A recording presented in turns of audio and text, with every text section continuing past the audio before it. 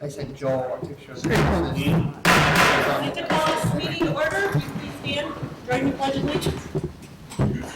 Pledge allegiance to the flag of the United States of America and to the republic for which it stands, one nation, under God, indivisible, with liberty and justice for all.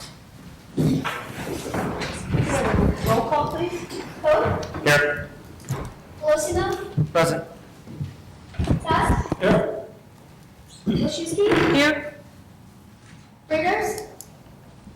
Hochhauser? Here. Tarulis? Here. Seeley? Here. Quorum is established. Are there any amendments to tonight's agenda? Okay. Any presentations? We don't have any. No public hearings. Any citizens' comments on agenda items? No consent agenda. No minutes for approval. Bills for payment. For information, $948,156.87. Mayor's report. We're going to go on to the appointment. I'd like to entertain a motion to approve the mayor's appointment of Wameka Rodriguez to the library board to a term ending May 2018. So moved. Second. Roll call vote on that? Or comments or questions? I'm sorry. Any comments or questions? Okay, roll call. Hochhauser? Aye. Wilczewski? Aye. Seeley? Aye. Coe? Aye. Pat? Aye. Tarulis? Aye. Colosimo? Aye. Motion passes. Okay, our second item is a resolution approving an intergovernmental agreement. So I'd like to entertain a motion to approve a resolution approving an intergovernmental agreement 2015 between the County of Kendall on behalf of the Sheriff's Office and the United City of Yorkville regarding the New World Computer System and authorize the mayor and city clerk to execute. So moved. Second. Comments or questions? Yes, Alderman Funkauser? Since this didn't go through public safety due to lack of agenda on that one, this is just formalizing an agreement we have in place already with them, and there are no changes to the substance of the agreement. It's just a formalization with the cost sharing that's already been in place, correct? That's right. All right. Yeah, every so many years we go through this again. Okay. Anybody else? Okay, roll call. Wilczewski? Aye. Seeley? Aye. Coe? Aye. Aye. Aye. Pat? Tarulis? Aye. Colosimo? Aye. Hochhauser? Aye. Motion passes. Okay, our third mayor's report item Did Alderman is... Kopp vote on that one? Sorry to interject. He voted when I called Alderman Coe twice, so he voted the second time I called Coe. All right. I was in the right order, just the wrong name. Sorry about that. Okay, and our last item on the mayor's report, I'd like to entertain a motion to approve a resolution approving an amendment to project agreement number OS13-1864 for the Bicentennial Riverfront Park Project, and authorize the mayor and city clerk to execute. Second. Comments or questions? Okay, roll call. Seeley? Aye. Coe? Aye. Pat? Aye. Tarulis? Aye. Colosimo? Aye. Hochhauser? Aye. Wilczewski? Aye. Motion passes. Okay, we have no Public Works Committee report. Can I turn over the Economic Development Committee report to Alderman Coe? Okay, I need a motion to approve an ordinance adding the licensing requirements and regulation of vacant buildings and authorize the mayor and city clerk to execute.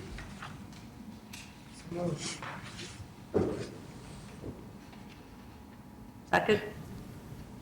Any comments or questions on this? You seconded? Yes. Just a couple of questions. Number one, if we pass this, will we need to add any more inspectors? We talked about this at Economic Development Committee. We do have another part-time inspector that'll be on board in the next probably 3 to 4 weeks that we're going out and recruiting for right now. So we had anticipated this need for more inspections back when we had approved the budget. Did we think that we were going to approve this particular ordinance? No, but we've recognized that property maintenance concerns are pretty significant in the city, and so we needed to have more manpower. So we had talked about that at committee and said that the new inspector, in addition to Pete and then Bob, who's our other part-time inspector, would kind of all spread this out based on priority and complexity of the individual issues involved with the ordinance. And second question I have, if we pass this and create this registry, can this be used for economic development purposes? Well, I don't know if it would necessarily be used for economic development purposes. Are you asking if someone can FOIA this information and get the list? Or it's nothing that we would make public. The only requirement as far as the public perception would be whoever's managing the property would have to put a notice on the building, who they are and a contact phone number. So some banks that have property maintenance people do that now.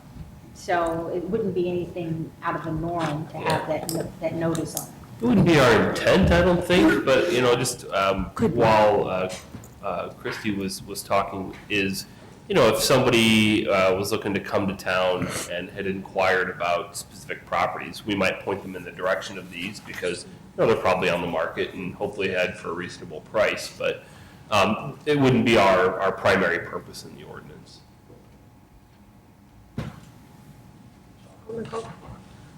Yeah, I share Alderman Cott's concern about the staffing. I know at committee we discussed it a lot. I think it's going to take a lot more staffing than we have. My question would be then, if we could do this for a year and we see that it's a little overwhelming or it's not working out, then we could, before the next budget cycle. Yeah. Okay. Yeah, we could either address the staffing needs via the budget cycle, or the ordinance itself could always be repealed entirely. So that's a simple process one way or another, depending on the council's wishes at the time. I actually had a question.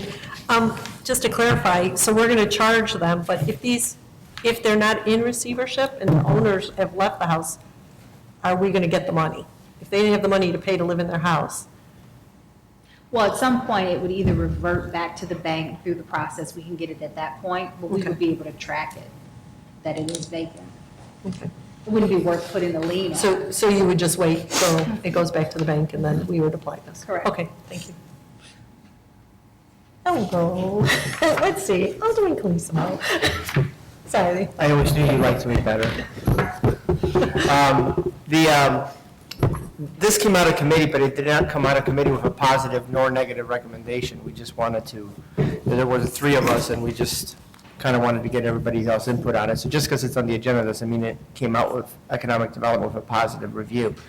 I have some concerns with some of the verbiage in the ordinance, but really I think I'm still stuck on the $250 fee per year on the building. I think that's excessive when you compare it to,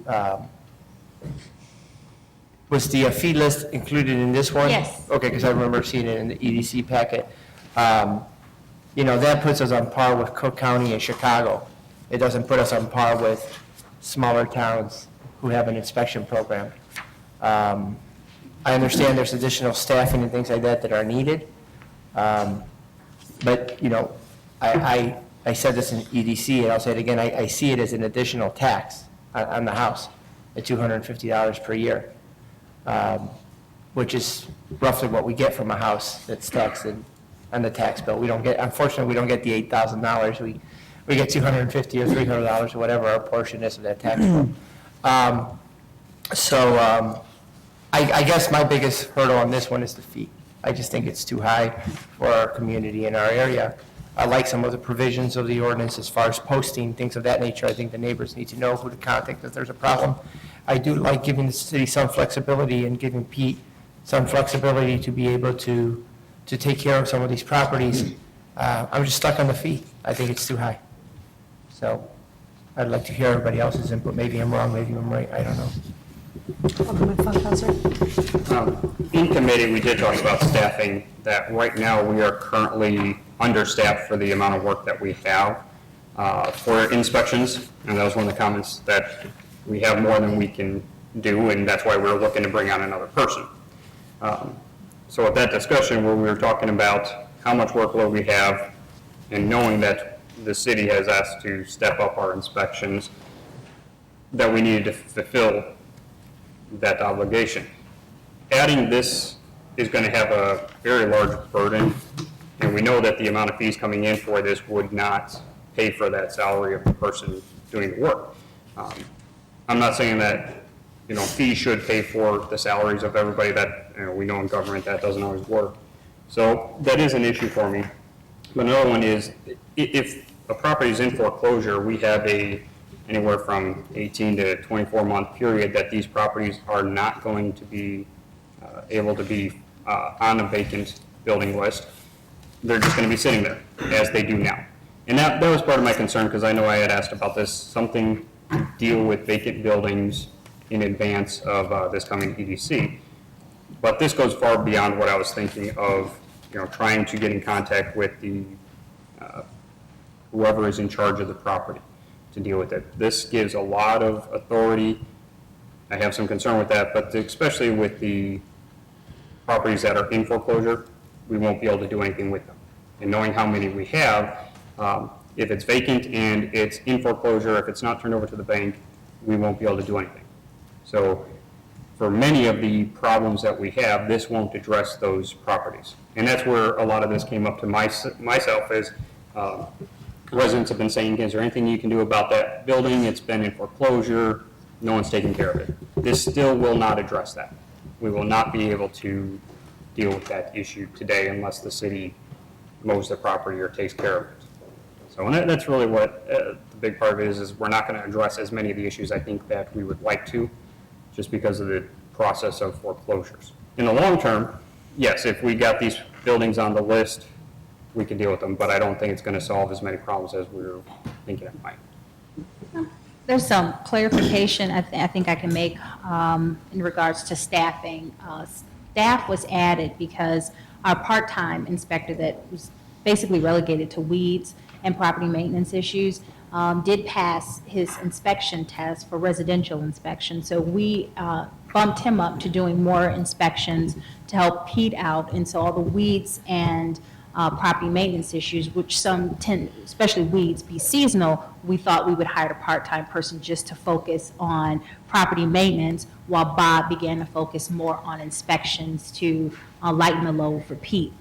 So I wouldn't necessarily say we're woefully understaffed. We're handling the load that we have now, but the reason for the additional employee was to focus solely on property maintenance issues, because that does take a lot of time. As far as not knowing if properties are, when they're in foreclosure, as soon as the filing is made by the bank, we get notified, and our city clerk's office gets notified.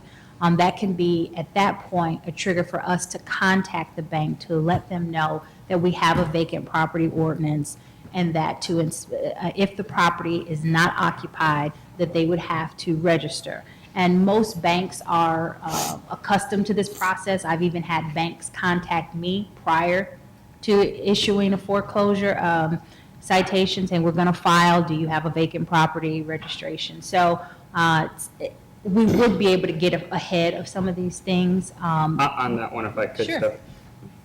But if somebody is starting a foreclosure, the bank hasn't taken possession back. We cannot force them to pay that vacant fee. No. So we would have to have them willingly say that they're going to pay an additional fee on a property that they don't have control over at that point. So enforceability can be very much questioned. It could, at that So point. it has to be volunteer. Right. If the person is still in the home. It's negated because it's not vacant, but if Right, it's it's something where they negated. leave the property, it has to be willing on the side of the bank to register that. And most banks are, because they know that most communities have ordinances in place, and they are willing to register or to say until we take possession, we will register. At some point, we should get registration because before, when they take physical possession of it, it will be vacant at that point. But these are homes that we can then begin to monitor. Having this list is actually going to alleviate some issues for staff because now the onus is on the banks, which are a majority of the foreclosed properties are going to banks, to contact us ahead of time. And even the ones that they have now in their queue of vacant properties that they're trying to sell, they can let us know what those properties are, so properties that we missed. I think I left on your dais a couple of examples of problem properties and how just by happenstance, we stumbled upon these issues that were large issues.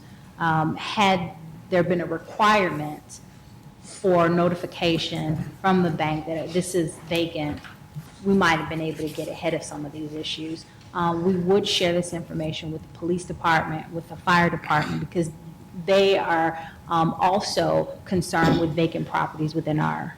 But as it stands right now, we're notified of vacancies, or Yep. not vacancies, but of foreclosed properties, so we know which ones are in foreclosure.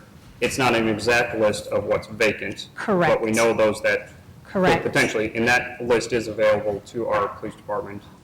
They get it as well, but it's an initial filing, so that doesn't necessarily mean that it's vacant or that it would even go through the foreclosure process. But that'll be an opportunity for the city to contact the bank and say, we do have a vacant property registry. Once this property is in your possession and it is vacant, we will require you to register and provide a fee, and we would be able to do an inspection at that time. And that, when we start talking about the inspection, would you mind, or whichever one of you, go through the authorities that the inspection process has now? Or Has now or would what have? it would have? Okay, so it wouldn't be any more than what we can do now. What we would be able to do is we would be able to, if it's open, we would be able to enter it. Right now, even if it is open, we're not permitted to enter into the building. And Pete can talk more. There's a fine line with that or not. If the property structure is open and or there's a life safety risk that can present a significant risk to either residents or people in general. And we could actually extend this to animal life, like as in neighbors, cats, dogs, whatever else. We can enter the premises to walk through it, decide any and all life safety hazards, and then at that point, it's up to us to lock the structure. For example, we did that on Alderman Goldsman Street where they had the property that was open, there was kids going in and out. At that point, we don't need a court order or anything like that to enter the premises because the property has been abandoned, it's been left open, and it presents a hazardous situation. So we enter, we walk through, inspect it, make sure there's no one present, no one living there. Obviously, have to declare ourselves. And then we will lock the structure while posting it with notification as to who locked the structure and why we are locking the structure. It does happen more often than you imagine. And currently, that's your limit of ability is to, if it meets those criteria, you enter the property, you secure it, and that's the limit of your abilities. That's the basic limit of the ability, but there's also properties like Claremont Street where, with any life safety, for example, that property, the floor joists itself are so rotten that if there was to be a fire and fireman was set on there, I mean, I put 1 foot on it and animals fell through. So a fireman were in full fire gear, he would have been in the basement in a heartbeat. So that and those kind of situations, if I can see there's an issue, I can enter the premises to just to basically clarify what the situation is so I can identify it to the fire department. I'm also being working with fire marshal, so in cases like this, if I thought it was a danger to the fireman, I can bring it to his attention, and then he does not have the, as far as life safety issues goes, he does not have any of the red tape that we have as a building department. He can walk in any premises he wants, whenever he wants to, it does not matter. If people are away, you can have them arrested or removed from the premises and be enter. So that's kind of how we address things now. Anything that appears to be a life safety issue, if it's beyond my authority, we bring the fire department and the fire marshal, or the state fire marshal, then direct our entry into the premises. And that's what is currently in our code based on state statutes and the rights of access for life safety. So that's currently something that we can do. The rest of what we have in here, in this ordinance, goes above and beyond that. The registry, those are items that are outside of what we have authority to have right now. The registry, what it actually is once a person registers, they agree to allow us to inspect. Right. So we wouldn't just walk into the premises, again, unless it was open and there was a life safety issue. But once the registration happens, then there is a time that we set for an inspection, and we would have someone, a representative from the bank or their property maintenance, meet us out there, and we would conduct the inspection. The only time we would envision our code official going into a vacant property prior to those arrangements is if there is a life safety issue and the property is open. And that, yeah, that's already established that we have that authority. If it's open, it's life safety, we can do that. There's so many different standards out there for the building department. Another example is by the state, the health department basically grants any plumbing inspector the right of entry at any time when there's a fear for a cross connection between basically leaking toxic sewer water, groundwater, anything in the public water supply.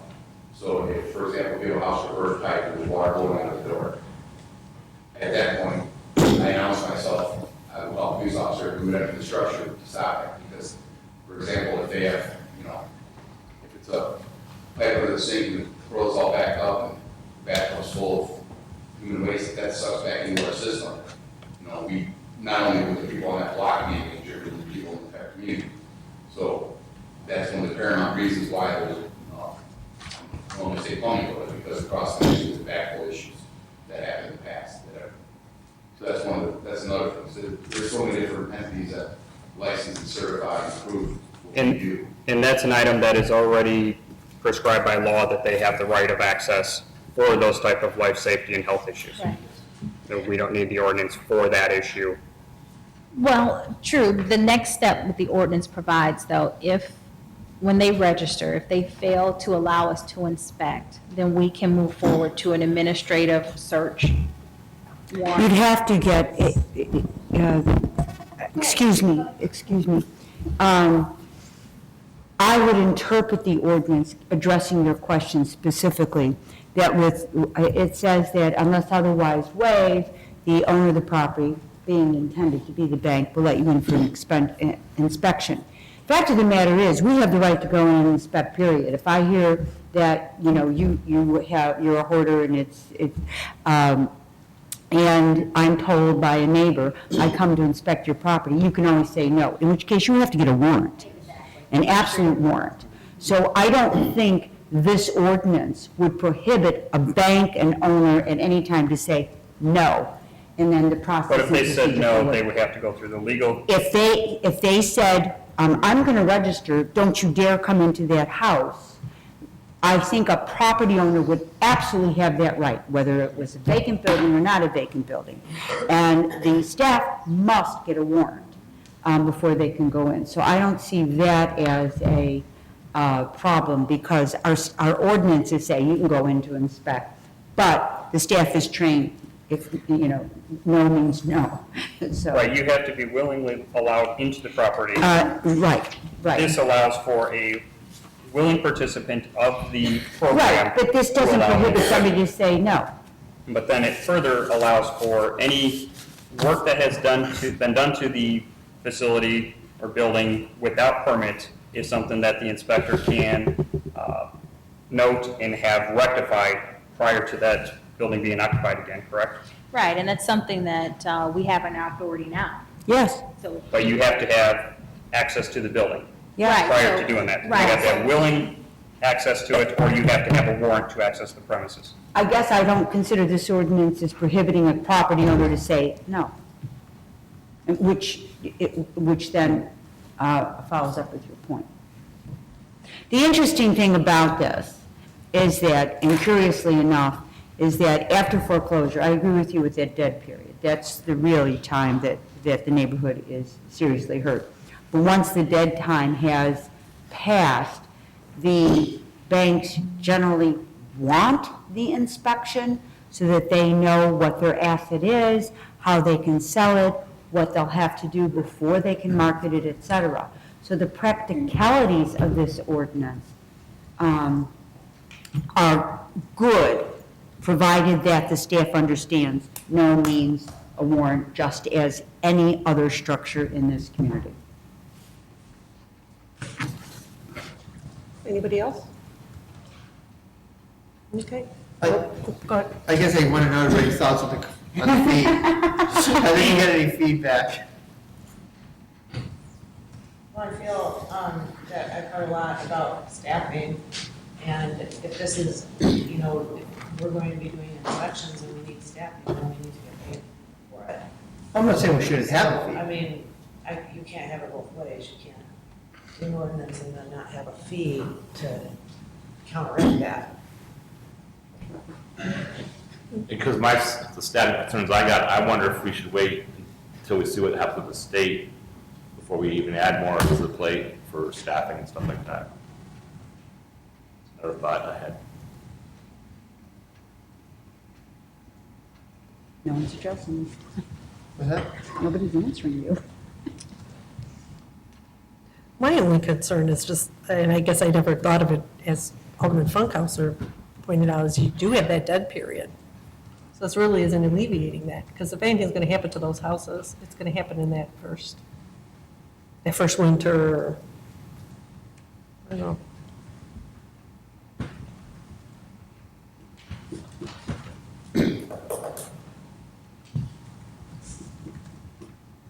I'd like to make a motion to amend the ordinance. Cut the fee in half, $125. So a $25 inspection fee and a $100 registration fee. That's my motion. Could you speak up a little, sorry? I'd like to make a motion to amend the ordinance to state that it's a $100 registration fee and a $25 inspection fee instead of a $200 registration fee and a $50 inspection fee. Is there a second? So it's, oh, we have a second. I'm sorry. Funkhauser seconded it. Okay. Any I'm going to hit you there. comments or questions on the amendment? Yes? I don't know, maybe, I wasn't at EDC last time, I had to work, but evidently we talked about the fee a lot in the meeting. Was there justification for that during that meeting, or? Yes, staff originally proposed $150. The city attorney drafted, and we went through what other communities were doing and looking at the time that's spent already when we check these properties. It could be upwards to 3 hours, like a property. We felt that it would be on par to do $250. The average out of all of those 90 communities I gave you was about $175. Some were upwards of $1,500 per property, some were $0. So we felt $250 was right in the median.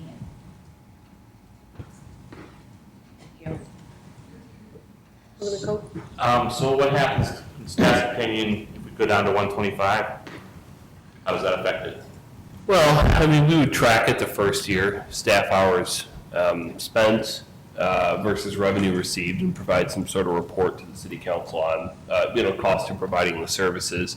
I don't know that we would necessarily recommend, cutting staffing hours or anything to make up for it.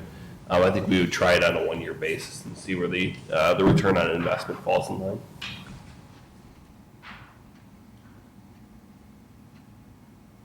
Anybody else? Oh, Councilor? One thing that Alderman Colosso had made a comment about in committee is this is a flat fee for all types of units, whether it's a industrial 100,000 square foot facility or if it's a 800 square foot apartment. Townhome. It's flat across the board. So in terms of looking at a structured fee, it's a biased fee. It doesn't reflect what could have to be inspected and what the services are being provided potentially. So you could have something that takes a lot more time to inspect and review versus something that's pretty straightforward for a smaller user. I mean, if you're looking at a 800 square foot versus $50,000, there's a big difference on what that property could justify paying for. Just want to throw that out there. I don't know if there's discussion about doing a structured fee. We didn't really get into that in committee about a fee for different uses, whether it be industrial, commercial, residential, but something to think about possibly. Anybody else? Okay. Okay, can we have a roll call on the amendment? Coe, Aye. Pat, Nay. Marulis, Nay. Olosimo, Aye. Feldhauser, Nay. Day, Nay. Wilczewski, Aye. Teeling. Nay. Motion fails. Okay, so we're back, then we're going to vote on the original with the fee of the $250. Any other last comments, questions? Okay, roll call, please. Pat, Aye. Marulis, Aye. Olosimo, Nay. Feldhauser, Nay. Wilczewski, Aye. Teeling, Aye. Coe. Nay. No, it doesn't. No, it's, Fails. Yes, you need a minimum of 5 votes to pass any action by this board, regardless of the absent member. Motion failed. Yeah. Okay. So moving on, we have no public safety committee report, no administration committee report. Park board? Anything? Nope. Plan commission? Zoning board of appeals? Any city council report? City clerk's report? Community and liaison report? Ms. Alderman Funkhauser? Just a couple of events happening. Friday night is the River Night with the Chamber of Commerce, 5 to 10 o'clock, stop out. And then Saturday is Ribs on the River from 10 a.m. to 10 p.m. Lots of fun stuff going on, and the weather's going to be perfect. It is. Hot. Hot. No, I will not guarantee. Okay, anybody It'll else? be perfect for somebody. Staff report? No reports? Additional business. I actually have one thing while I have Tim here and the chief. That weather siren down at the river is still not working properly. So this morning, it was clear, it went off. Yesterday, it didn't go off at all. So it's a little confused. We'll have it checked again, but it potentially could be working. I mean, just because it's But- clear but- out. But even with all the lightning, Yeah. nothing, it never went off. It is, the accuracy ratings on the machines are not 100% perfect. Okay. So they I'm just are, concerned with the vents happening there and the Yes. ball field. I mean, there are false positives and false negatives. It was all the beautiful. time. I even picked up my phone to see there this morning, like, am I missing something in the area? Nothing. And it was going off. And it was going off that there was lightning. It wasn't at all clear. So just to throw that out there. Maybe maybe it's starting to go. It's old. I don't know. So, We'll look thank into you. Anybody else? Okay, no executive session? Any other citizens comment? Here's somebody. Yes. I have a question about the recent increase in water bill. I was a little bit late, why I don't ask you before we started the whole. In the past 6 years, you're raising water bill almost every year. I have the bills from 2010, and every year the water bill is higher and higher and higher.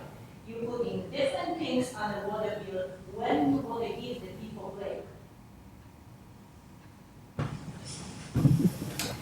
In this area, it's not only people who make a lot of money. You have the people who are on retirement, social security. You know very well the social security is not paying much money. My water bill is $250 and it's only 2 people. I imagine how much the big family pays for the water bill. The big chunk of the water bill you are paying from my retirement. You're gonna be doing just like every year like that. Soon I'm not gonna have the money to pay, local rent in the truth. You need just think about it before you spending very easily somebody's money.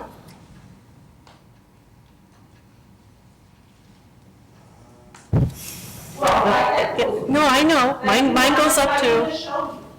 You I know. raise property taxes, you raise water bill, come on. The people are living in this area because people can afford to pay all the bills. In my subdivision, almost every second home is for sale because people are living. You need to think about it, because this is easy, okay? Well, $5, $10, $20, like you put this together, those are hundreds. And for retirement people, this is a big chunk of Social Security. And I understand that, I know and you have expenses, but you can do 5 or 6 projects in once. We have school, we pay for sewer, now you want to fix the countryside road and water. Where the money come from? From the taxpayers? I called to the Mr. Carlos Seymour on the phone. He said, well, the city is not raising property taxes. Well, okay, it's not raising, but you're raising water bill, and you always have your money anyway. What is the difference? You're raising the property taxes, or you're raising water bill. You have your money on the table. Well, I want to know where you're going to stop, maybe for a year or two. Get people alone and let the people just have a break for a while. I don't think in the near future we have anything coming off, or, Yeah, I mean, we look at our We look at it every infrastructure year. fees every year. We look at our rates every year based on our expenses. We've tried to reduce property taxes. We looked at electric aggregation this year. So there are things each year that we try to accommodate resident concerns over costs. And we have lowered property taxes every year since, I think, 2012 or 2013. But like I said, So. you're not taking the for property taxes, but you're taking for water, and what is the difference? Well, the difference is that property taxes are unrestricted in what they can be used for. They would go to police salaries or to fix But for me, roads. it's no different, because it's going from my pocket, Fair enough. well, I thank you for Yeah. sharing your concern with us. Could you state your name so we have it for the record, please, for our clerk? Could you spell that for the clerk so she could put it into the record, please? Last name Adamczyk. Thank you. Okay, do we have any other citizens' comments? Okay, well, we don't have any, so I take it we will adjourn the meeting at 7:38. Thank you.